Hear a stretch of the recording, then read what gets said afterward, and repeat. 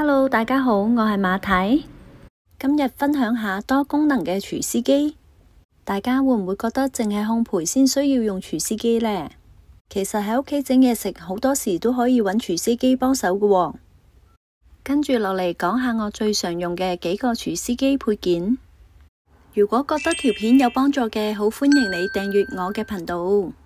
我用緊嘅款式係呢部 Bosch 嘅 MUM-SL。功率可以去到1600瓦嘅廚師機，用咗成7-8年㗎喇。跟機就自帶呢3個配件。呢個攪拌鈎我就用得最多㗎喇，就係用佢嚟搓麵團，輕鬆做出手套膜。咁樣做出嚟嘅包就可以外脆內軟啦。呢度係之前分享過嘅港式菠蘿包。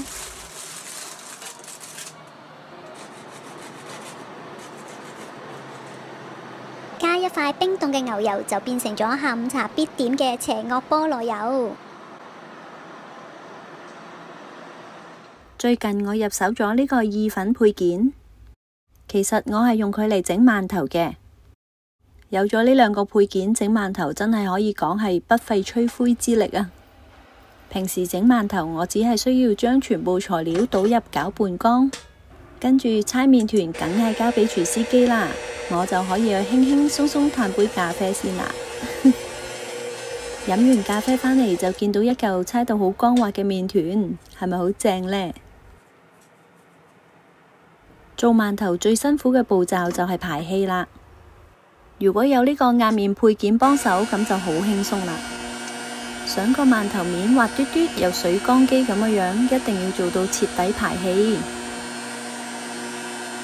只需要重複幾次咁樣將佢壓麵排氣。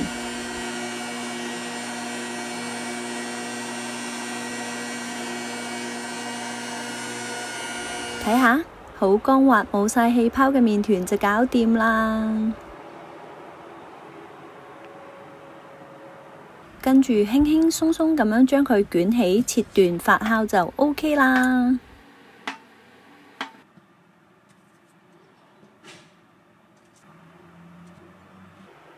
就算做2隻顏色嘅，一樣係咁簡單，只需要將其中一份麵團調色壓麵，跟住將2隻色搭埋一齊捲起。用蒸焗爐更加可以準確咁樣控制發酵時間，之前我有分享過㗎喇。發酵完之後直接蒸佢15分鐘。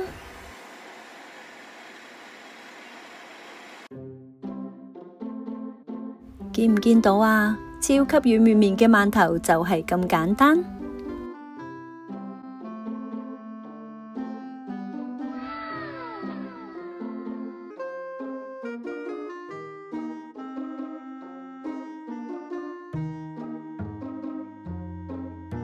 跟住睇下呢個攪拌配件可以整啲乜呢？之前有分享過㗎喇，整餃子餡。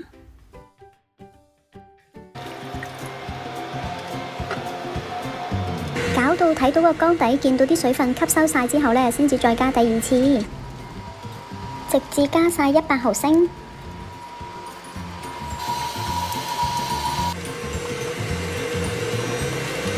廚師機幫手真係非常之方便啊，3兩下就搞掂啦，仲唔使搞到手瓜起剪添，搞到啲肉開始起筋，黏埋一齊嘅狀態就可以啦。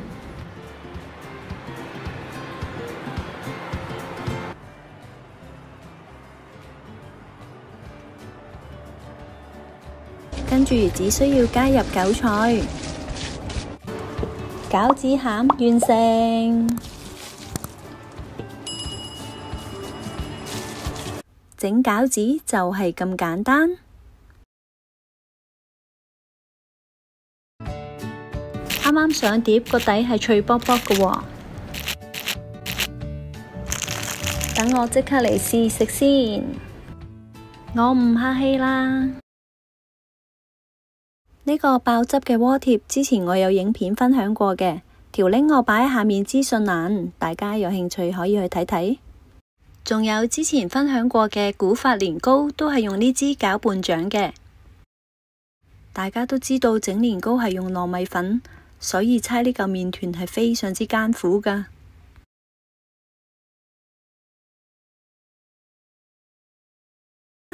攪好咗嘅麵糊係會好似絲綢咁幼滑，猜過嘅麵團整出嚟嘅年糕彈力十足。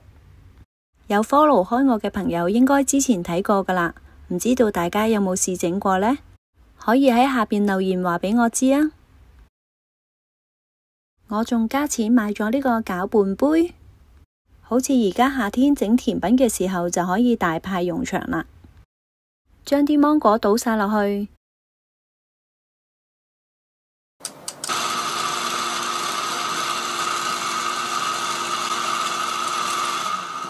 好快脆，大約幾十秒，全部就變成芒果蓉。將芒果蓉倒入去已經煮好嘅西米入邊，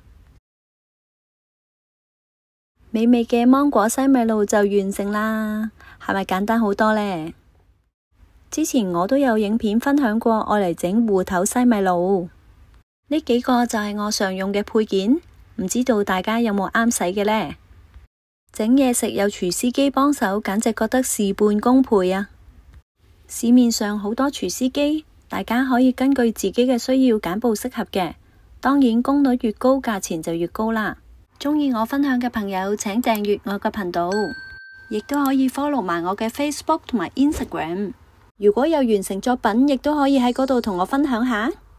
你嘅支持係我拍片嘅動力，下次見。